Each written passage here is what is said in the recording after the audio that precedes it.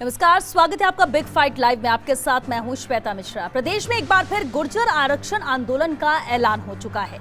1 नवंबर को अपनी मांगों को लेकर गुर्जर समाज एक बार फिर पीलूपुरा में जुटेगा और गुर्जर आरक्षण को संविधान की नवी सूची में शामिल कराने की मांग बुलंद करेगा। साथ ही गुर्जर समाज ने एमबीसी के बैकलॉग पदों पर भर्ती करने, प्रक्रियाधीन भर्ती में एमबीसी आरक्षण का लाभ देने, आंदोलन के दौरान मृतकों के परिजनों को मुआवजा और नौकरी देने सहित कई मांगे दोहराएगा। इस बीच सरकार ने गुर्जर समाज की कई मांगे मान ली हैं। फिर भी कर्नल किरोड़ी सिंह बैंसला ने आंदोलन का ऐलान कर दिया है। जहां एक ओर कोरोना का कहर पूरी दुनिया में जारी है, वहीं ऐसे में मांगों को लेकर आंदोलन करना कहां की समझदारी है। सवाल ये भी है कि महामारी के बीच आंदोलन क्यों।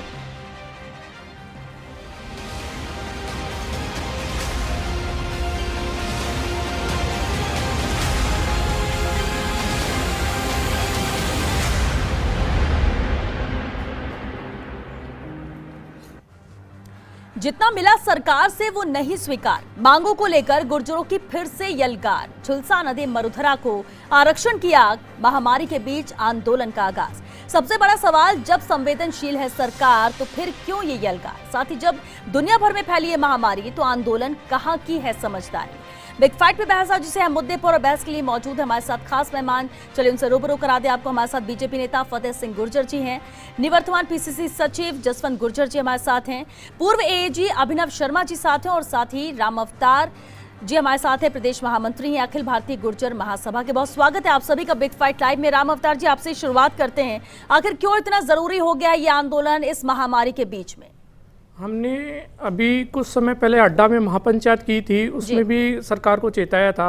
उसके बाद भी सरकार समय रहते नहीं चेत पा रही और ये हमारी एक मजबूरी है कि इस महामारी के अंदर हमको आंदोलन करना पड़ रहा है। ये आपकी मजबूरी है, लेकिन कितने लोगों की तो जान भी खतरे में आ जाएगी ना। कोविड के मद्देनजर थोड़ा रुका जा सकता था, बातचीत पहले भी हुई थी, इससे पहले भी आप लोगों ने टाला था कि हाँ अभी आंदोलन नहीं और खत्म किया था इसे, वक्त दिया था सरकार को। हमने सरकार को समय दिया था, समय रहते सरकार ने अभी हमारी मांगे पूरी नहीं की है और अगर जब तक हमारी मांगे पूरी नहीं करेंगे जब तक हम आंदोलन, अब जो समय दिया था वो हो चुका है और इसलिए हम आंदोलन कर रहे हैं। ठीक है, जसवंत गुर्जर जी, देखिए सरकार संवेदनशील है, वार्ता के द्वार खुले हैं। आज एक अहम निर्णायक बैठक भी होने जा रही है, 40 सदस्यीय दल भी पहुंचने वाला है और वो वार्ता करेगा। लेकिन उससे पहले अगर हम विजय बैंसला की बात करें, उनका सीधे तौर पर कहना है कि हम करना नहीं चाहते हैं आंदोलन, हमें सरकार मजबूर कर रही है। देखिए, अशोक गहलोत जी के नेतृत्व में राजस्थान में जब भी सरकार रही है, सदैव उन्होंने बड़ी संवेदनशीलता से और संवेदनशील मुख्यमंत्री के नाते, जैसे उनकी इमेज भी है, छवि भी है और वो हमेशा इन मुद्दों को लेके जागरूक भी रहते हैं, स्वयं करते हैं। तो जब जब आंदोलन हुआ, गुर्जरों की कोई भी मांग रही है, उन्होंने हमेशा वार्ता के लिए द्वार खुले रखे हैं। जब भी उनकी मांग रही है, सहानुभूतिपूर्वक उसे विचार करा और विचार करके जहां तक पूर्ण हो सकती है उस मांग को पूर्ण करा।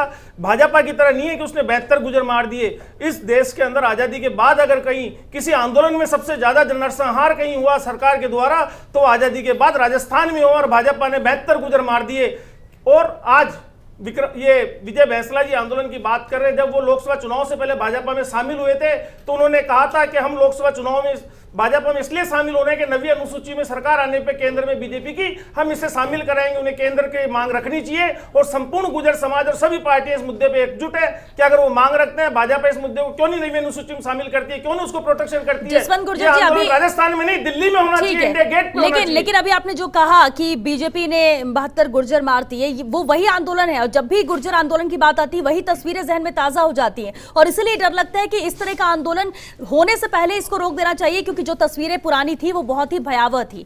फतेह सिंह गुर्जर जी, उस वक्त का जो आंदोलन था, 72 जाने गई थी उस वक्त और अभी फिर से आंदोलन, फिर अपनी मांगे, वो तस्वीरें ही ताजा होती है। क्या आपको लगता नहीं है कि सरकार गंभीर है जब सरकार ने 3 अहम मांगे मान ली है और इसमें रास्ता कुछ बीच का निकाला जाना चाहिए? आंदोलन ही रास्ता नहीं है। श्वेता जी, मैं आपकी बात से सहमत हूं कि आंदोलन ही कोई रास्ता नहीं है।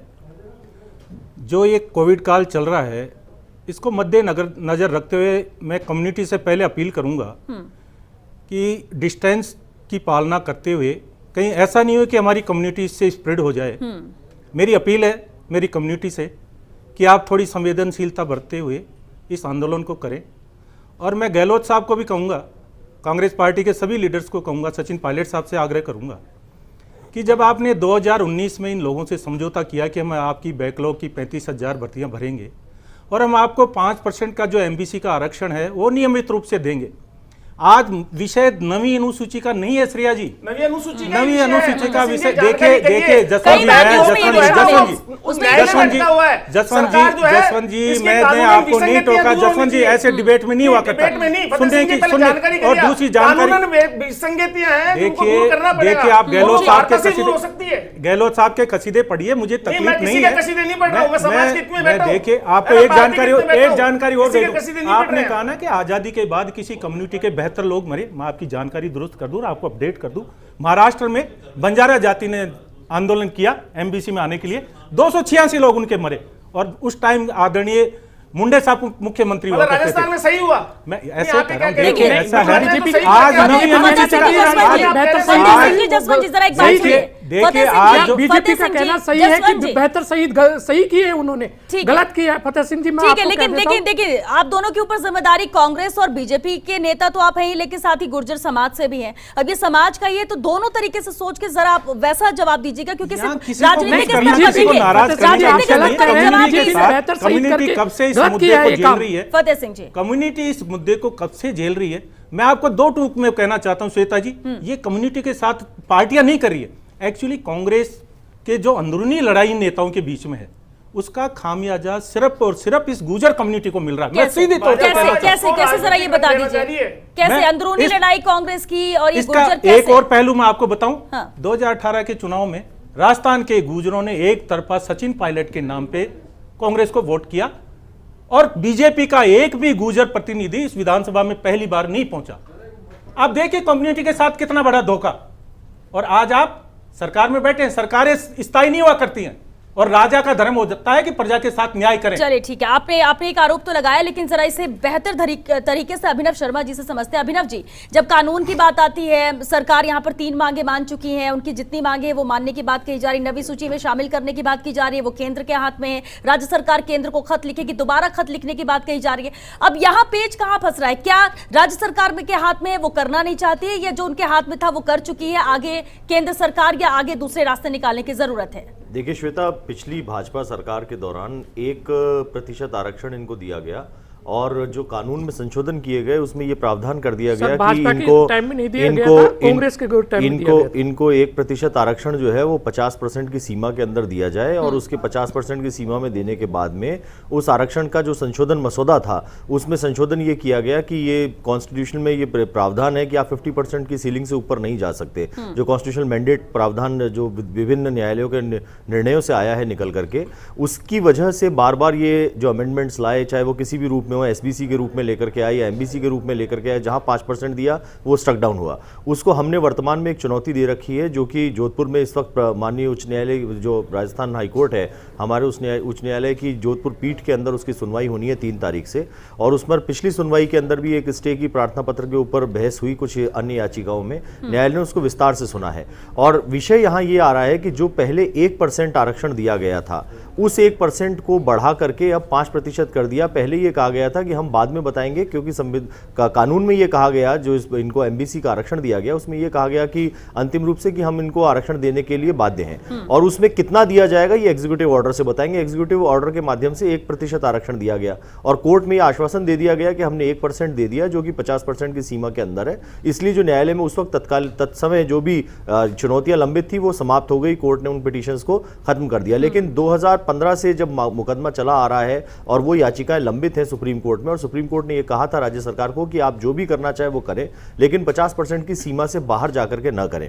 तो ये एक वस्तुस्थिति अंतरिम आदेश के रूप में थी, लेकिन फिर भी सरकार ने अब कानून में जो संशोधन किया, जिस पर सारा विवाद आता है, वो ये है कि उन्होंने 1% आरक्षण को हटा करके अब जो कानून है उसी में संशोधन करके प्रावधान कर दिया कि 5% आरक्षण जो है वो गुर्जर समुदाय को दिया जाएगा। लेकिन सबसे इंटरेस्टिंग बात यह है कि ये जो कानून आया है वो उसका जो आधार था, जो गर्ग कमेटी की रिपोर्ट है उसमें और जितनी भी रिपोर्टें उससे पूर्व की हैं, सभी स्तर पर गुर्जर कम्युनिटी का बार बार ये कहना है कि हमें 5% आरक्षण जो दिया जाना चाहिए वो 50% की सीलिंग के अंदर अंदर दिया जाना चाहिए। हमें कहां एडजस्ट करना है ये सरकारों को देखना है। अब सरकारें कुछ अगड़ी जातियां जो अभी पिछड़ा वर्ग के अंदर हैं, जिनको अगड़ी जातियां माना जा रहा है पिछड़ा वर्ग में भी, उनकी वजह से उस आरक्षण को काट करके नहीं देना चाहती हैं, ये एक इच्छा शक्ति की बात है। लेकिन वस्तुस्थिति ये है कि गुर्जर समाज हमेशा से ये कहता है, रिपोर्टों का भाग है, किया जाएगा अभिनव शर्मा जी कि उनको काट कर इधर इनको एंट्री दी जाती तो भी तो विवाद है। ये सारा विवाद ही इसी चीज का है। जो आरक्षण लेकर के बैठा है वो आरक्षण को छोड़ना नहीं चाहता। आपको ध्यान होगा पहले मीणा समाज के साथ में विवाद हुआ, स्टार्टिंग जो हुई थी वो मीणा वर्सेस गुर्जर था,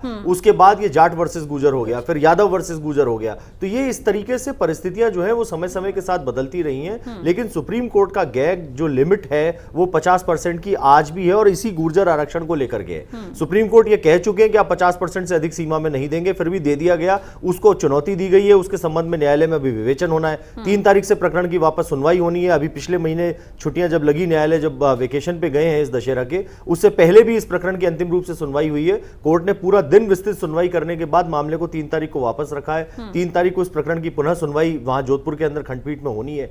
तो ये प्रक्रिया भी चल रही है। लेकिन ऐसी स्थिति में मैं समझता हूं कि कभी कभार दबाव की राजनीति के रूप में भी इस प्रकार के आंदोलन किए जाते हैं और छदम रूप से न्यायिक प्रक्रिया जो है उसके ऊपर एक प्रेशर बाहर आउटसाइड से ये बनाने की कोशिश है कि भाई गुर्जर आरक्षण चल रहा है, इस मामले की त्वरित सुनवाई हो जाए। तो ये सुनवाई होनी चाहिए। हम भी ये कह रहे हैं, हमने न्यायालय को भी ये कहा समय समय पर कि इस प्रकरण की शीघ्र सुनवाई होनी चाहिए। और मैं समझता हूं अब 3 तारीख से चूंकि सुनवाई होनी है, उसके कंटेम्प्रेरी आपका ये जो आयोजन हो रहा है वो संभवतः हो रहा है उसकी वजह से। राम अवतार जी, अब जब इस मामले को लेकर सुनवाई थोड़ा और रुका जा सकता था, थोड़ा देखा जा सकता था कि आगे क्या होता है इस मामले को लेकर।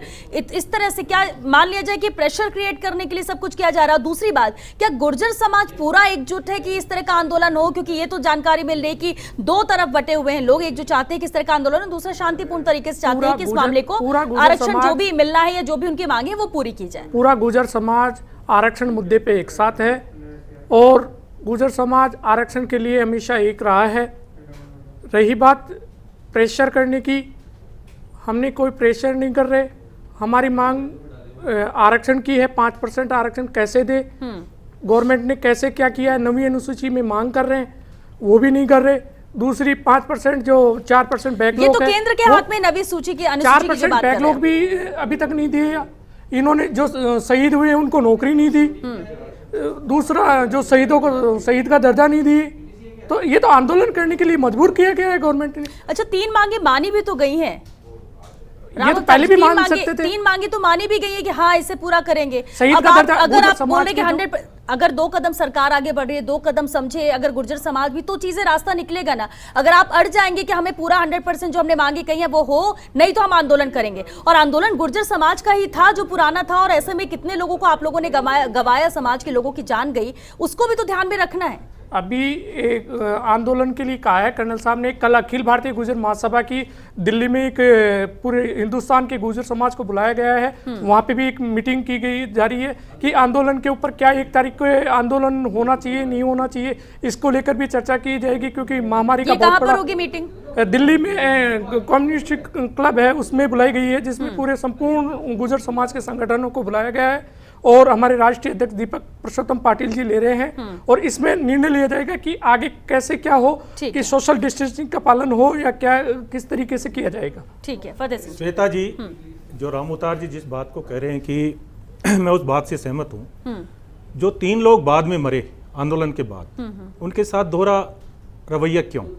जब आपने 72 लोगों को अनुकंपा नौकरी दी तो 3 को क्यों नहीं? उन 3 को सरकारी सहायता जो उनको मिली वो इनको क्यों नहीं? और जो 5 लाख की आप बात कर रहे हैं, आप सरकार ने क्या दिया?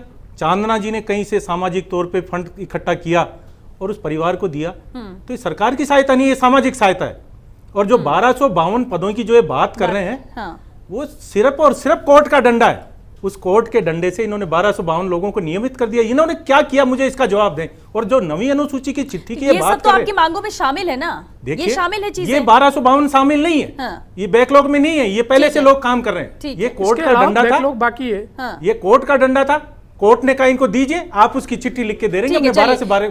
12। इस मांग को जो माना गया, आपने कहा कोर्ट ने ऑर्डर दिए थे इसलिए गवर्नमेंट ने ये किया। दूसरी बात, जो 3 गुर्जरों को गोली लगी थी, उनको अशोक चांदना मंत्री जो 5-5 लाख रुपए देने के बाद, आप कह रही है गवर्नमेंट नहीं दे रही, ये वो खुद से दे रहे, यानी ये भी आप उसमें शामिल नहीं करते कि गवर्नमेंट कुछ कर, राज्य सरकार कुछ करे। ये समाज से फंड आया, ये सरकार का फंड नहीं है। ठीक है, चलिए ये भी मान लेते हैं। लेकिन तीसरी जो मांग मानी गई कि नवी अनुसूची में शामिल करने के लिए केंद्र को पत्र लिखेंगे, अब ये तो केंद्र के हाथ में है, तो जरा सवाल ये भी उठता है, पत्र जारी करके, ठीक है, इन्होंने सरकार को आज नवीन अनुसूची का विषय नहीं है, आज विषय ये नहीं चाहिए आप लोग को, ये नहीं चाहिए कि ये है कि आप हमें बैकलॉग भरिए और हमारा 5% भर दीजिए। आज का विषय ये है कि हमें नवी अनुसूची का विषय नहीं है।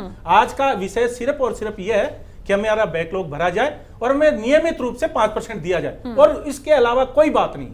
लेकिन ये क्या पॉसिबल है नवी अनुसूची में डालने के बिना ही? और 3 मांगे जो मानी गई है, इस पर क्या कहें जसवंत गुर्जर जी? राज्य सरकार तो कह रही है कि दरवाजे खुले हैं, वार्ता होगी और आज भी अहम बैठक होने जा रही है जो निर्णायक साबित होगी, लेकिन 3 मांगे जो मानी गई उसे राज्य सरकार को क्रेडिट नहीं दिया जा रहा है। ये इनका कहना है कि वो तो अलग अलग वजह थी, उस वजह से किया जा रहा है, लेकिन राज्य सरकार ने इस पर कोई फैसले नहीं लिए। देखिए फतेह सिंह जी, कुछ राजनीतिक मजबूरी हो सकती है कि वो क्रेडिट नहीं दे रहे हैं, किंतु आज कुछ गुजर समूह नहीं, मजबूरी होंगी तभी आप क्रेडिट नहीं दे रहे हो, नहीं तो सरकार ने खुले मन से, खुले दिल से वार्ता के लिए गुजरों को बुलाया है, और कुछ गुजर समूह सरकार से मिल भी रहे हैं। कमेटी के सम्मानित सदस्य अशोक चांदना जी ने जो कहा कि सामाजिक संगठनों और समाज के द्वारा हम जो 5 लाख की सहायता दे रहे, तो उसके अंदर वार्ता के द्वारा निकल सकता है कि हम सरकार से और क्या विशेष सहायता दे सकते हैं, आंदोलन से उसका रास्ता नहीं निकल सकता। दूसरी 1252 लोगों को जो नियमानुसार उनको जो नियुक्तियों का जो उनका जो टाइम था उसके अनुसार के अलावा 35,000 भर्तियां हैं, 4% जो बैकलॉग है। और बैकलॉग की जो बात हो रही है एसएलपी सुप्रीम कोर्ट में विचाराधीन है, तो जो कोर्ट के अंदर कई विसंगतियां हैं, कई कोर्ट के निर्णय अटके हुए हैं, तो उन सबको ऊपर न्यायालय के द्वारा ये सारे निर्णय बैठकर वार्ता से हो सकते हैं। रेल की पटरी रोकने से, रास्ते रोकने से इन बातों का निर्णय नहीं निकल सकता, ये हम लोगों को समझना चाहिए। और सरकार जब खुले मन से बैठी है, खुले दिल से सरकार बैठी है कि आइए आप बात करिए, आप अपनी बात रखिए, हम खुले मन से बैठे हैं, तो समाज के हमारे जो नेता हैं उनको बड़ा दिल रखते हुए सरकार के साथ वार्ता करनी चाहिए। ठीक है, राम अवतार जी, आपने कहा कि जितना वक्त दिया जाना था वो दिया गया, वो वक्त पूरा हो गया, मांगे नहीं मानेगी और इसलिए मजबूर हैं आप लोग ये आंदोलन करने के लिए। लेकिन अभी आपने कहा कि कल भी बैठक होगी, निर्णय लिया जाएगा, यानी ये तय है कि आंदोलन करना ही है, या आज इंतजार किया जा रहा है कि आज जो अहम निर्णायक बैठक है उसके बाद जैसी स्थिति बनेगी वैसा स्टेप उठाया जाएगा? उसके कल की जो बैठक होगी उसके बाद में तय किया जाएगा कि आंदोलन होगा या नहीं होगा। महासभा, सभी संगठनों के महासभा एक पदाधिकारी उसमें शामिल होंगे या नहीं होंगे, कल की मीटिंग में तय होगा। ठीक है, मीटिंग में तय होगा। लेकिन राम अवतार जी, आपको क्या लगता है, लगातार जिस तरह से आप भी एक अहम जिम्मेदारी निभा रहे हैं समाज को देखते हुए, बैठकें भी लगातार जारी रहती है, क्या आपको नहीं लगता है कि थोड़ा और वक्त देना चाहिए था? या क्योंकि इतना ही नहीं कि आप लोगों के मुद्दे और मांगे, दूसरी तरफ कोरोना काल भी चल रहा है, कोविड, इकट्ठा इतने सारे लोग होंगे, ठीक है, आंदोलन करने में, और जब छोटी छोटी चीजें होती तो लोग ध्यान नहीं रख पाते। आपको लगता है कि आंदोलन के दौरान लोग सब एहतियात बरतेंगे? सरकार उकसाने का कार्य कर रही है। क्या भारतीय जनता पार्टी और कांग्रेस की मीटिंगें नहीं हो रही? वहाँ पर आए दिन धरने प्रदर्शन कर रहे हैं, तो क्या गुर्जर समाज अपनी मांग को लेकर महापंचायत नहीं कर सकता? ठीक है, इन्होंने आंदोलन अभी हड्डा में महापंचायत की, इन्होंने केस दर्ज करवा दिए उन लोगों पे। इससे पहले क्या जयपुर में नहीं हुए थे? हमने मांग की कि क्या सीएम साहब के ऊपर कार्रवाई नहीं होनी चाहिए, हमने राज्यपाल जी को ज्ञापन दिया है इसके बारे में। लेकिन अगर आप लोग फिर इकट्ठा होंगे और फिर एपिडेमिक एक्ट उसके हिसाब से, तो फिर कुछ मामले दर्ज हो जाएंगे, फिर कुछ कार्रवाई की जाएगी। क्या गुर्जर समाज के लिए कार्रवाई होगी? अभिनव शर्मा जी, अब जहां पर अगर कानून की बात आती है, कार्रवाई किए जाने की बात आती है, नियम का उल्लंघन किया जाता है, उसके तहत जो कार्रवाई होनी चाहिए वो किया जाएगा। अब इसके बाद ये ध्यान में क्यों रखा जाएगा कि ये गुर्जर आंदोलन है इसलिए इसमें कुछ नहीं करना है? ये बिल्कुल सही बात है। देखिए, सरकार के ऊपर महती जिम्मेदारी है इस वक्त, और मैं समझता हूँ कि चाहे वो किसी भी पार्टी की सरकारें रही हों, लेकिन जिस विषम परिस्थितियों से इस वक्त पूरा देश नहीं पूरी दुनिया गुजर रही है कोविड-19 की चुनौती से, उस परिस्थितियों के बीच में इस प्रकार के आयोजन, इस प्रकार के आंदोलन न केवल समाज के लिए बल्कि वर्ग विशेष के लिए जो आंदोलन पर बैठेंगे उनके लिए भी हानिकारक हो सकते हैं। तो ये एक बहुत बड़ी चुनौती है और सरकार को कानूनी कार्रवाइयाँ तो करनी पड़ेंगी। सरकारें अपनी जगह पर अपनी उचित कार्रवाई जो होगी वो करेगी, लेकिन अगर गुर्जर आंदोलन है या गुर्जर कम्युनिटी को नाराज नहीं करना है, ये सारी चीजें बैक ऑफ द माइंड रख करके कार्रवाई की जाएगी, तो फिर मैं समझता हूं कि फिर तो वो बहुत ज्यादा पूरी सोसाइटी के लिए एक जिसे कहते हैं कि एक भयावह स्थिति हो जाएगी। ऐसी परिस्थितियों में गवर्नमेंट को कोई ना कोई स्ट्रिक्ट एक्शन भी लेना पड़ेगा। बिल्कुल, और तैयारी गवर्नमेंट कर भी रही है कि अगर ऐसा होता है तो किस तरह से इंतजाम होने चाहिए, सुरक्षा के लिहाज से पुलिस का जाब्ता कैसा होना चाहिए। तो ये सब सिर्फ तैयारी इसलिए कि अगर कोई ऐसी स्थिति होती है और वो स्थिति हो भी जाएगी या शांतिपूर्ण रहता है, ये तो अभी पहले से कोई कुछ कह नहीं सकता। राम अवतार जी, बिल्कुल शांतिपूर्ण तरीके से आंदोलन होगा और हम हमेशा शांति प्रिय तरीके से आंदोलन किए हैं, करते आए हैं और करते रहेंगे। लेकिन आप लोगों की इस आंदोलन की वजह से आम जन भी तो बहुत परेशान होता है। आप लोग शांतिपूर्ण तरीके से, लेकिन बहुत सारी चीजें हैं जो अवरुद्ध हो जाती है, जो लोगों का जो रोजाना की चीजें होती हैं, कई बार वो दिक्कतें होती हैं, आम जन प्रभावित होता है। सिर्फ समाज के लोगों के लिए नहीं, ये तो एक समाज की बात हो गई। ये सरकार को सोचना चाहिए कि गुर्जर समाज को हमेशा आंदोलन क्यों करना पड़ रहा है। ये एक बार में उसका समाधान क्यों नहीं कर देते, हमेशा आंदोलन करवाने के ऊपर रहते हैं। अभिनव शर्मा जी, अगर ये इतना आसान होता तो शायद फैसला हो चुका होता। देखिए, आसान इसलिए नहीं है क्योंकि कई बार इच्छा शक्ति जो होती है वो बड़ी रोल प्ले करती है। और मैं समझता हूं कि वर्तमान में जो सरकारों ने निर्णय लिया, जिस प्रकार से दबाव के अंदर निर्णय होता है तो वो हमेशा गलत ही होता है। और सरकार ने दबाव के अंदर ही, एक आंदोलन के प्रेशर के अंदर ये निर्णय लिया कि 5% आरक्षण देना है। बिना सोचे समझे 5% आरक्षण दे दिया। जो नेता थे उन वक्त उन्होंने अपना सेहरा बनाने के लिए कि हाँ भाई हमने आरक्षण दिलवा दिया, आरक्षण मिल गया, लेकिन ये नहीं देखा कि उसकी संवैधानिकता की वस्तुस्थिति क्या है। और वर्तमान में आज आप पार्टी की तरफ से बैठे हैं और वो ये कहते हैं कि साहब सुप्रीम कोर्ट में मैटर पेंडिंग है, हाई कोर्ट में मैटर पेंडिंग है। अगर वो मैटर पेंडिंग है, अगर आप ये मानते हैं, तो सुप्रीम कोर्ट ने तो कहा था आपको कि 50% की सीमा से ऊपर आरक्षण नहीं देना है, फिर क्यों दिया आपने? जब आप सुप्रीम कोर्ट के आदेशों की आज दुहाई दे रहे हैं आरक्षण के आंदोलन को न होने देने के लिए, तो फिर आपने 50% की जी शर्मा के मैटर में जब आपका यहाँ याचिका लगी सुप्रीम कोर्ट में, उसकी एसएलपी पेंडिंग है, खुद सरकार गई एसएलपी में और सामने से याचिकाएं लगी और सुप्रीम कोर्ट में उस पेंडिंग याचिका के दौरान सुप्रीम कोर्ट ने कहा कि हम स्टे जरूर करते हैं। बिल बन रहा था, बिल के दौरान वो लिटिगेशन आया, उस पर सुप्रीम कोर्ट सरकार गई, सरकार खुद आदेश लेकर के आई कि 50% की सीमा से अधिक नहीं जाएगा। जब ऐसे आदेश आए हैं कि आप 50% की सीमा से अधिक नहीं देंगे आरक्षण, फिर आपने 5% का पिटारा खोला, आपने खुद ने पूरा कानून बदल करके नए सिरे से आपने उसमें प्रावधान को बदल दिया। आपने 1% आरक्षण एग्जीक्यूटिव ऑर्डर से दिया, उसको विड्रॉ किया, आपने 5% एक्ट में इंट्रोड्यूस किया कि लीजिए आप सेटिस्फाई हैं, 5% दे दिया और आपने भर्तियां करनी शुरू कर दी। जसवंत गुर्जर जी, और उस वक्त भी तो कुछ सोचा गया होगा, क्योंकि पूरे विधिक स्टडी की जाती है, किस तरह से इस फैसले को पढ़ा जाए, क्या किया जा सकता है, क्या रास्ता निकाला जा सकता है, बहुत कुछ हुआ था उस वक्त भी। देखिए, जब भी कांग्रेस की सरकार रही है उसको दोहरी मार झेलनी पड़ती है। एक तरफ आंदोलन होता है, दूसरी तरफ भाजपा के आरएसएस के अनुवासिक संगठन के कुछ अधिवक्ता मित्र जो है वो एसएलपी दायर करते हैं, एक याचिकाएं लगाते हैं और इस गुजरों के खिलाफ और आरक्षण को रोकने के लिए भाजपा की सोच में नहीं है कि आरक्षण को जड़ से खत्म करना चाहती है। आरएसएस की सोच है कि आरक्षण नाम की कुछ रहना नहीं चाहिए। आज ये सरकारी चीजों का जो निजीकरण हो रहा है वो एक तरीके से आरक्षण को खत्म करने की उस प्रक्रिया का एक पार्ट है। कमेटी की रिपोर्ट आपके सामने आई थी, वो हो रहा है। उस कमेटी की रिपोर्ट में गुजरों की मांग यही थी, भाजपा से 50% के भीतर जुड़े हुए अधिवक्ता भाजपा गुर्जर आरक्षण 50 के अंदर समझने की आवश्यकता है कि गुर्जर समाज को उसका विधिक अधिकार नहीं दिया जा रहा। गुर्जर समाज अगर मांग कर रहा है 5% की, आप दे क्यों नहीं देते? जब आरक्षण ने मांगा, पूरे समाज ने मांगा, आपकी रिपोर्ट कहती है, घर कमेटी की रिपोर्ट कहती है कि आप 5% आरक्षण दीजिए लेकिन 50% की सीमा में दीजिए। तो आपके आयोग ने 5% से ऊपर की आरक्षण की अनुमति नहीं दी आपको। आपके पास रिकमेंडेशन नहीं है, जो आपके पास रिकमेंडेशन नहीं आई वो रिकमेंडेशन आपने इंप्लीमेंट क्यों करी? देखिए, आवाज दबाने से कुछ नहीं होता, श्वेता, आवाज दबाने से कुछ नहीं होता। सवाल ये है, देखिए आपके सामने घर कमेटी की रिपोर्ट थी और रिकमेंडेशन थी ओबीसी कमीशन की। ओबीसी कमीशन की रिकमेंडेशन ये थी कि आप 50% की सीमा में दीजिए। अभिनव जी, मैं आपको आपकी जानकारी दुरुस्त कर दूं। आप अभी कह रहे हैं कि 50% से ऊपर आरक्षण नहीं दिया जा सकता।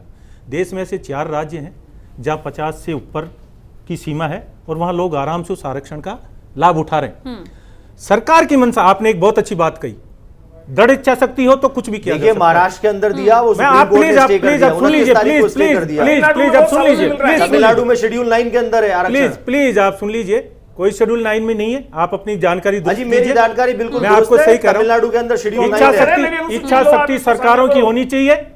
गहलोत साहब को सोचना चाहिए। इच्छा शक्ति के साथ साथ नियम के अंतर्गत भी होना। अगर अभी आप फैसला बदल के कुछ कर ले, कल को उन्हीं चीजों पर आपने दिया 5%, 50 से ऊपर। हाँ, आपने दिया। यही बात अभिनव जी ने भी अभी कही कि आपने दिया। ठीक है, उस टाइम कानून कहां गया था? आपके जो कानूनविद थे, जो विशेषज्ञ थे, वो कहां थे? आज आप गुर्जरों के साथ जो अन्याय कर रहे हैं ये तर्कसंगत नहीं है। आपको अपना, आप प्रदेश के मालिक हैं, आपको इसको गंभीरता से ले, रोज पब्लिक को कब तक रोड पे लाओगे? ठीक है। और अच्छा ठीक है, एक और जवाब दे दीजिए, क्या आंदोलन से हो जाएगा सब कुछ? आंदोलन पहले भी बहुत हुए हैं, क्या कुछ देखा है? राजस्थान ने, पूरे देश ने गुर्जर आंदोलन के लिए फेमस हो चुका है देखिए साहब, राजस्थान। जिंदा कौमें हमेशा अपने अधिकार के लिए लड़ती है अनुसूची और के लिए लड़ेगी। आंदोलन करेंगे फतेह सिंह जी, पार्टी में मांग बिल्कुल, उठाएंगे अपनी में? बिल्कुल, केंद्र 25 उठाइए, सांसद दिए उठाइए, राजस्थान में, उठाइए, आपको उठाइए। गुर्जरों के। अनुसूची में 25 मांग कर रहे हैं। सांसद आप उठा रहे हो उस बात आपको को? उठाना नहीं, चाहिए। आप अपनी पार्टी के मंच में बात देखिए, उठा रहे हो, ये आप कह रहे हो घोषणा पत्र में आपने कहा है ये गुर्जरों को ये लोकसभा चुनाव में ये नवीन जिंदा शामिल कौमें करेंगे। है, ये भीख नहीं मांगती, ये जिंदा कौमें भीख नहीं मांगा बिल्कुल करती, सही है, हक अधिकार मांग रही है, लेंगी। अपना हक मांग रही है। हक चलिए मांग ठीक रही है, ठीक है, फतेह सिंह जी हक मांग रही है वो, और उन्हें देना चाहिए। सरकार अगर नहीं कर रही तो सवाल तो 25 सांसदों पर भी उठेगा। देखिए साहब, क्यों नहीं? आज जो मैं इस बात को डाइवर्ट नहीं करना चाहता, श्वेता जी, मैं बात को डाइवर्ट नहीं करना चाहता। सरकार के हाथ आज में, का वो भी तो नहीं जो हो रही है, सर। आंदोलन है, आज का आंदोलन सिर्फ और सिर्फ इस बात के लिए कि हमारे 35,000 लोगों को नौकरी नवी दे। अनुसूची के ठीक है, लिए नवी है। अनुसूची से कोई मैं मतलब नहीं है। मांग यही आज राम मांग अवतार नहीं जी, है, नवी आज अनुसूची मांग की सिर्फ जरूरत और नहीं सिर्फ है। ये है। नहीं है, मांग है हमारी नवी अनुसूची की भी मांग है कि गवर्नमेंट नवी अनुसूची के लिए भी भेजे और केंद्र गवर्नमेंट भी उसमें नवी अनुसूची आज मैंने बैसला साहब को सुना है, आपके टीवी पे सुना है, आपके चैनल पे सुना है, नहीं, उन्होंने कहा, फतेह सिंह जी, आज गलत बात है, नवी नवी का अनुसूची कोई की विषय मांग नहीं है हमारी। अभी 7 बजे सुना मैंने। आज विषय सिर्फ बैकलॉग का है, केवल आज बैसला मेरे जी की नहीं, 5% समाज का है, के समाज जो के मेरे और 3 लोग संगठनों की मरे, भी मांग है कि उनको नवी सरकारी अनुसूची में डाला जाए। सेवा- ठीक है, ये एक अहम सवाल थे। बिल्कुल राम अवतार जी ने कहा कि सिर्फ बैसला जी ने जो कह दिया वही नहीं है, समाज क्या कह रहा है वो अहमियत रखता है, और इसलिए आमजन भी समझना चाहता है कि वाकई में ये जो मांगे हैं वो गुर्जर समाज चाह रहा है या फिर कुछ चुनिंदा लोग चाह रहे हैं। बहरहाल चर्चा इस पर आगे भी हम जारी रखेंगे, लेकिन फिलहाल यहाँ रुकेंगे एक छोटे से ब्रेक के लिए। जल्द हाजिर होते हैं इस ब्रेक के बाद, आप बने रहिए हमारे साथ।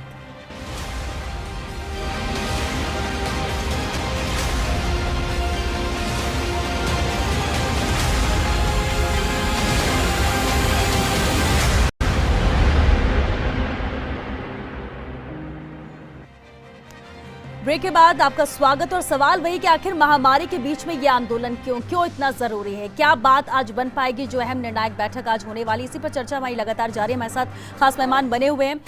राम अवतार जी, कितनी उम्मीद इस बैठक को लेकर लग रही? देखिए, मांगे हैं, हक की बात आप कर रहे हैं, सरकार आप कह रहे हैं कि उनकी मंशा नहीं है, लेकिन अब सबकी नजर इसी बैठक पर टिकी हुई कि 40 सदस्यीय दल है, वो पहुंचेगा, वार्ता होगी। कितनी उम्मीद आपको लग रही है? उम्मीद, हमें सकारात्मक उम्मीदें हैं कि इस मीटिंग में कुछ न कुछ हल निकल के बाहर आएगा और सरकार कुछ हमारी मांगे पूरी करेगी। ठीक है फतेह सिंह जी, अब बैठक होने जा रही है, समाज के लोग हैं और समाज भी कहीं ना कहीं दो धड़ों में बटा हुआ नजर आ रहा है। हर कोई हक तो चाहता है, लेकिन रास्ता, हर कोई एक ही रास्ते पे जाना नहीं चाहता है कि बस आंदोलन कर दिया जाए। फिर भी क्या समाज ये चाहता है कि सरकार के साथ बात हो और टेबल पर ही बात हो? क्योंकि अगर आंदोलन भी किया जाएगा इसके बाद भी आपको टेबल टॉक करनी ही पड़ेगी, वार्ता के लिए आना ही पड़ेगा, और उससे बेहतर ये है कि पहली बातचीत हो जाए। देखो, आंदोलन का समाप्ति तो समझौते से होती है, मैं इस बात से सहमत हूँ। और जो दो धड़ों की बातें की जा रही है, मुझे जानकारी नहीं कि इसमें 2 धड़े हैं, 4 धड़े हैं। धड़े कोई सिर्फ नहीं और है, सिर्फ गुर्जर सिर्फ और समाज सिर्फ केवल गुर्जरों के लिए आरक्षण एक मुद्दा साथ है। कोई धड़े नहीं है, किसी आरक्षण नेता के मुद्दा साथ है, नहीं है, इसके आंदोलन साथ पूरी कम्युनिटी गुर्जर खड़ी है। समाज आरक्षण के साथ है। राम अवतार जी, थोड़ा हम नहीं वोट टोक आपको, ठीक है, ठीक है। धड़े नहीं है। देखिए, मुद्दा एक है आरक्षण, उसके साथ पूरी कम्युनिटी है। हम तो राजस्थान की सरकार से, गहलोत सरकार से यही कह सकते हैं कि संवेदनशीलता से सोचते हुए, आप बहुत संवेदनशील नेता हैं, आप गांधीवादी नेता भी बनते हैं, पर कई मुद्दों पे जो आपका चेहरा निकल के बाहर आता है, जो दोहरा रवैया आप कम्युनिटीज के साथ करते हैं। आपने अभी मीना के विवाद के लिए आपने आगे बढ़ के काम किया, तो ये एमबीसी का 5% का मुद्दा भी आप लेकिन अपना, आपको ऐसा क्यों लगता है कि दूसरे, अगर हम समाज में के लिए उतने ज्यादा अटेंटिव या फिर बहुत ज्यादा मुखर हैं और गुर्जर समाज के लिए नहीं? ऐसा तो नहीं है। जब भी कोई नेता या फिर जिसके हाथ में कमान भी होती है पूरे प्रदेश की, उसको तो पूरी 36 कौम को साथ लेकर चलना है, समस्या सबकी सुननी है, जहां जो संभव हो सकता है वो होना है। फिर इस पर सवाल क्यों? देखिए, जो करता है वो दिखता है, उन्होंने किया वो दिख गया। उन्होंने गुर्जर कम्युनिटी के साथ, एमबीसी कम्युनिटी के साथ वैसा नहीं किया। आप देख रहे हैं, मीनाओं ने अभी इन दिनों कहीं नहीं कहा कि हमारा मीना का विवाद है। गुर्जर पिछले 2 साल से, जब से आप 2018 से सरकार में आए, जब से रोड पे आ रहा है, आपके साथ वार्ताएं कर रहा है, आप उनको समझौता भी करते हैं, उनको विश्वास भी देते हैं, कमिटमेंट भी करते हैं कि हम आपका बैकलॉग भरेंगे, आपका 5% भी देंगे, हम आपके मर्द जो है आश्रित हैं उनको सरकारी सेवा में जगह भी देंगे। फिर उनके साथ धोखा क्यों, बार बार क्यों? ठीक है, आपको लगता है कि बार बार धोखा हो रहा है? 2 साल से वही मांगे, वही बात, वही आंदोलन। जसवंत गुर्जर जी, देखिए कहीं कोई धोखा नहीं हो रहा है गुजरों के साथ। जब भी फिर ये क्यों मान रहे हैं? फिर ये क्यों मान रहे हैं? क्यों कांग्रेस की आंदोलन? सरकार आई धोखा है, नहीं होता तो गुजर क्यों राजस्थान रोड पे में, आता? राजस्थान में जब भी कांग्रेस की सरकार आई है, जब भी कोई बात समाज ने, किसी भी समाज ने कोई बात रखी, उसको सुना है, उसको पूरे करने के प्रयास किए हैं। जबकि भाजपा की सरकार के अंदर जिस समाज ने आंदोलन करा, चाहे बनियों ने करा, ब्राह्मणों ने करा, गुजरों ने करा, कहीं गोलियां चलाई है, कहीं लाठियां चलाई है और कुचलने का प्रयास करा है। चलिए सर, और इस वक्त मीटिंग को लेकर एक अपडेट आ रहा है, वो भी बता दें आपको। गुर्जर नेताओं के साथ जयपुर में मीटिंग होने जा रही है। आज बेहद ही निर्णायक बैठक ही रहेगी। खेल मंत्री अशोक चांदना के निवास पर यह अहम बैठक होगी और कुछ देर बाद ही गुर्जर नेता यहां पर पहुंचेंगे। खेल मंत्री अशोक चांदना के निवास पर यह बैठक का आयोजन किया गया है। मंत्री अशोक चांदना और रघु शर्मा भी इस मीटिंग में मौजूद रहेंगे। पूरी कोशिश यहां पर रहेगी कि बात बन जाए, मांगों पर सहमति बन जाए। जो मांगे मानी जा सकती, 3 मांगे सरकार मान चुकी है, लेकिन इसके बावजूद भी गुर्जर समाज जो है, जो चाह रहा है, उस पर कहीं से कोई रास्ता निकले और शांतिपूर्ण तरीके से वार्ता हो, सकारात्मक हो, बात बने और आंदोलन की स्थिति यहां पर ना बने, ये जरूर सरकार की तरफ से मंशा नजर आ रही है। लेकिन मीटिंग का आयोजन किया गया है। भरतपुर के बयाना से ही इस वक्त एक और बड़ी खबर है। आरक्षण को लेकर क्षेत्र के नेहरा इलाके के पंच पटेलों की सकारात्मक पहल भी देखने को मिली है। 41 सदस्यीय प्रतिनिधिमंडल कुछ ही देर में जयपुर पहुंच रहा है। प्रतिनिधिमंडल में शामिल यादराम सरपंच ने यहां पर संकेत दिए हैं। फर्स्ट इंडिया न्यूज को दिए सकारात्मक रुख अख्तियार करने के संकेत। गुर्जर समाज की मांगों पर सरकार का रवैया भी सकारात्मक बताया है। कर्नल किरोड़ी बैसला को समाज का सर्वमान्य नेता उन्होंने बताया और साथ ही कहा कि सरकार के समक्ष पुरजोर तरीके से गुर्जर समाज की मांगे रखी जाएंगी। मांगे नहीं माने जाने पर अहिंसक तरीके से आंदोलन किया जाएगा। ये उन्होंने जरूर, यानी सकारात्मक रुख इख्तियार किया है। ये जो उन्होंने अपनी बात रखी है वो भी कि हम हिंसक नहीं होंगे, हम खुद हिंसा का रास्ता नहीं अपनाना चाहते हैं, आंदोलन भी नहीं करना चाहते हैं, लेकिन आंदोलन करना मजबूरी तब होगा जब सरकार बात नहीं मानती है। अभिनव जी, ये साफ बात की उन्होंने, क्योंकि देखिए जब आंदोलन होता है तो कब हिंसा का रूप ले ले कुछ कहा नहीं जा सकता, लेकिन पहले से उनका यही कहना है कि हमारा पूरी तरह से मोटिव है कि अहिंसक तरीके से यह आंदोलन किया जाए अगर आंदोलन की स्थिति बनती है तो। हाँ, बिल्कुल सही है। आंदोलन हमेशा अहिंसक ही होने चाहिए और अपनी आवाज़ को पुरजोर शब्द से रखने के लिए लोकतंत्र की खासियत है। और मैं समझता हूँ कि जब तक आप विरोध नहीं होंगे, विरोधी सुर नहीं होंगे, तब तक लोकतंत्र का मज़ा भी नहीं है। और आंदोलन के लिए सड़कों पर आना पड़े और वो भी तब जबकि आपके लिए प्रावधान है, मैं नहीं समझता कि वो एक उचित चीज़ है। किंतु उस प्रावधान में जब प्रावधान किया गया है तो उसको संरक्षित कैसे किया जाए, ये एक सवाल है। 5% आरक्षण वर्तमान में दिया जा रहा है क्योंकि आपने कानून में प्रावधान कर दिया, 5% का आरक्षण डाल दिया। सवाल केवल इतना सा है कि वो 50% की सीलिंग से ऊपर जा रहा है। इस सीलिंग को मराठा में अभी जो एकदम से ये आंदोलन या जो समय है वो चूज इसलिए हो रहा है क्योंकि सितंबर के अंदर, सितंबर माह में सुप्रीम कोर्ट ने आरक्षण जो मराठा रिजर्वेशन दिया गया था, उस मराठा रिजर्वेशन को जो 50% की सीमा को क्रॉस करके आगे चला गया था, उसको स्टे कर दिया और मैटर लार्जर बेंच के सामने, सुप्रीम कोर्ट की कॉन्स्टिट्यूशनल बेंच के सामने भेज दिया गया है। तो अब सवाल ये उठ पड़ा हुआ है कि जब मराठा जैसी कम्युनिटी जिसने इतना बड़ा आंदोलन किया और पूरा महाराष्ट्र को हिला करके रख दिया और पूरे देश में एक बड़ा एग्जाम्पल सेट हुआ कि देखिए मराठा कम्युनिटी को एक्सेस रिजर्वेशन मिल गया है, अब तो गुर्जर कम्युनिटी का भी मिल जाएगा, लेकिन सुप्रीम कोर्ट ने उसको भी स्टे किया। और वो मैं समझता हूं कि गर्ग कमेटी की रिपोर्ट एक फौरी कार्रवाई है जिसके आधार पर ये 5% आरक्षण देने की बात कही गई। फॉर्मेलिटी करी है उस कमेटी ने, कोई कार्रवाई की रिपोर्ट नहीं है, बिल्कुल बेढंगी रिपोर्ट है। और उस बेढंगी रिपोर्ट के ऊपर उतना ही बेढंगा रिकमेंडेशन जो है स्टेट ओबीसी कमीशन का है कि दे दिया जाए। उस वक्त और मराठा में आंदोलन खत्म करने के लिए ऐसा किया। बिल्कुल, मैं ये कह रहा हूं कि मराठा रिजर्वेशन की जो रिपोर्ट है, अगर आप उसको देखेंगे, वो 3 वॉल्यूम में रिपोर्ट है और वो बहुत ही बेहतरीन ढंग से एक एक स्टैटिस्टिकल डेटा उठा करके किस आरक्षण में कहां है। यहां बस केवल पंचायत में गए, पंचायत से पूछा क्या चाहते हो, उन्होंने कहा 50%, 5% आरक्षण, 50% की सीमा में। हर जगह गांव ढाणी ढाणी घूम करके बस एक रिपोर्ट बना दी कि ये लीजिए। जबकि वहां जो रिजर्वेशन की रिपोर्ट बनी है महाराष्ट्र के अंदर, वो बहुत ही क्वांटिफाइड डाटा के साथ में बनी थी। उसके बावजूद अगर वो आरक्षण सुप्रीम कोर्ट ने स्टे कर दिया तो मैं समझता हूं कि अब ये राजस्थान के अंदर जो 4% का आरक्षण एक्सेस में जाता है उसके ऊपर तलवार लटकी हुई है। अब चूंकि प्रकरण की सुनवाई वापस शुरू हो गई है, सुप्रीम कोर्ट ने इसमें अचानक से स्टे कर दिया है, तो इन सारी परिस्थितियों में एक भय व्याप्त हुआ है गुर्जर समुदाय में अचानक से कि भाई कहीं ऐसा ना हो कि कल को सुनवाई के दौरान हमारे भी आरक्षण के ऊपर कोई स्टे लग जाए, ये आरक्षण क्वैश हो जाए। तो इसलिए सरकार के ऊपर एक दबाव ये बनाया जा रहा है कि इसको किसी प्रकार से नवी अनुसूची में शामिल करके, अब और कोई रास्ता तो है नहीं क्योंकि सरकार 50% से नीचे की सीमाओं में ना तो जाट आरक्षण को काटना चाहती है, ना अन्य कोई ओबीसी आरक्षण को काटना चाहती है। तो ऐसे में उन आरक्षण को काटे बिना इनको 5% देकर के एडजस्ट करना 50% की सीमा में अपने आप में बड़ा दुष्कर कार्य है। तो इसलिए सरकार की एक विडम्ब स्थिति को देखते हुए ऐसा लगता है कि समझाया गया है कि इसको 9वीं अनुसूची के अंदर डाल दिया जाए तो ठीक रहेगा। तो अब वो प्रयास एक चल रहे हैं, उसके लिए अब मैं नहीं समझता कि वो एक लंबी प्रक्रिया है 9वीं अनुसूची में, क्योंकि ये इस प्रकार के निर्णय होने के लिए कि 9वीं अनुसूची में जाएगा या नहीं जाएगा, इसके लिए भी संसद में एक बड़ा इशू है ये। तो अब वो देखना पड़ेगा कि कास्ट पर्टिकुलर जो है उस पर्टिकुलर कास्ट को लेकर के 9वीं अनुसूची में जाया जा सकता है, या एक वो इतना बड़ा संवर्ग है राज्य का जिसको वो 9वीं अनुसूची में शामिल करना चाहता है केंद्र या नहीं चाहता है। तो ये एक बड़ा विषय है, लेकिन तब तक जब तक कि वो 9वीं अनुसूची में उसको प्रोटेक्शन नहीं मिलता इस आरक्षण को, तब तक के लिए ये एक वल्नरेबल जिसे कहा जाता है, एक चुनौतीपूर्ण स्थिति के अंदर अभी आरक्षण की स्थिति है। और जब 4 तारीख ऐसे में तो अहम यही कि पहले 9वीं अनुसूची में से शामिल किया जाए और उसके बाद ही रास्ता वो अगर प्रोटेक्शन आ जाता है तो फिर ये एक्ट अपने आप में प्रोटेक्ट हो गया। फिर तो राजस्थान तमिलनाडु की स्टेज में आ जाएगा जहां पर 9वीं अनुसूची में आरक्षण देकर के आपने उसको बढ़ा रखा है, कहीं पर 78 है, कहीं पर 68 है, कहीं पे जो इस प्रकार के आरक्षण है, तो वो 9वीं अनुसूची से प्रोटेक्टेड आरक्षण है वो। लेकिन आप ये देखेंगे कि जिस क्षेत्र के लिए वो आरक्षण दिया गया है वो पूरा का पूरा, जैसे हमारे यहाँ पे प्रतापगढ़ है या अन्य क्षेत्र है, वो TSP एरियाज है, पूरा का पूरा ट्राइबल बेल्ट है, कंप्लीट बेल्ट ही ट्राइबल है। तो इस प्रकार के आरक्षण है वो उन आरक्षणों को प्रोटेक्शन दिया जाता है इस 9वीं अनुसूची के माध्यम से, कि इनमें अगर 50% की सीलिंग भी क्रॉस होती है, क्योंकि बहुसंख्य आबादी इस प्रकार की है जो ग्रामीण क्षेत्रों में पिछड़ी है, बिल्कुल ट्राइबल है, जिनको आज भी सोशल लाइफ में 50-60 साल बाद आजादी के सोशल लाइफ में लाने के लिए बहुत सारे प्रयासों की जरूरत है।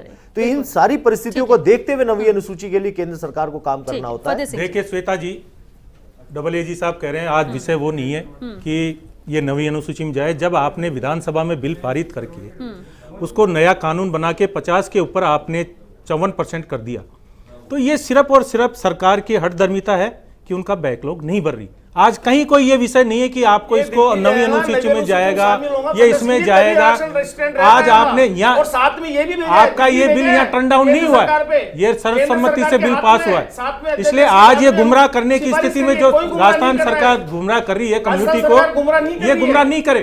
5% आपने जो 50 के ऊपर जाके किया है, आपने का बिल टर्न डाउन नहीं हुआ, आपका बिल सर्वसम्मति से पास हो गया, बिल को आपने लागू कर दिया। सिर्फ और सिर्फ आपकी इच्छा शक्ति नहीं है कि गुर्जर को 5% आरक्षण मिल जाए और उसका बैकलॉग भर दिया जाए। आज तो विषय ही है। जसवंत जी देखिए, बैकलॉग के लिए अभिनव जी ने भी कहा दिल्ली के अंदर पेंडिंग है, जब तक वो पेंडेंसी क्लियर नहीं होती है उसके बिना कुछ निर्णय नहीं हो सकते। और फतेह सिंह जी, राजस्थान में सरकार आने के बाद पहला अध्यादेश पारित हुआ, विधानसभा से पारित होने के बाद बहुमत से दिल्ली, और उन्होंने गुर्जरों को आरक्षण मिला। साथ ही केंद्र सरकार के लेटर भी लिखा है, जब बात हुई है केंद्र सरकार के ऊपर दबाव बनाने की बात हुई है, 2 बार चिट्ठी दे दी, परंतु केंद्र सरकार क्यों नहीं गुर्जरों को आरक्षण देना चाहती, भाजपा क्यों नहीं गुर्जरों का सुनवाई कर रही है, जबकि लोकसभा चुनाव में गुर्जरों ने पूरे तन मन से समाज ने इनको साथ दिया। विजय बैसला वही पे बात हुई कि मंशा क्योंकि वक्त खत्म हो रहा है। एक लास्ट कमेंट राम अवतार जी जरूर चाहेंगे, क्या समाज के सर्वमान्य नेता कर्नल किरोड़ी सिंह बैसला है जो वो फैसला करेंगे वही फाइनल है, या समाज में समाज के एकजुट होकर जो फैसला होगा वही? समाज के जो सभी संगठन और सभी लोग एकजुट होकर जो फैसला लेंगे वही सर्वमान्य है। चलिए ठीक है, क्योंकि वक्त खत्म हो चुका। बहुत शुक्रिया आप सभी का इस चर्चा में शामिल होने के लिए। लेकिन बेहद अहम है और अहम सवाल यही कि आखिर महामारी के बीच इस आंदोलन की जरूरत क्यों?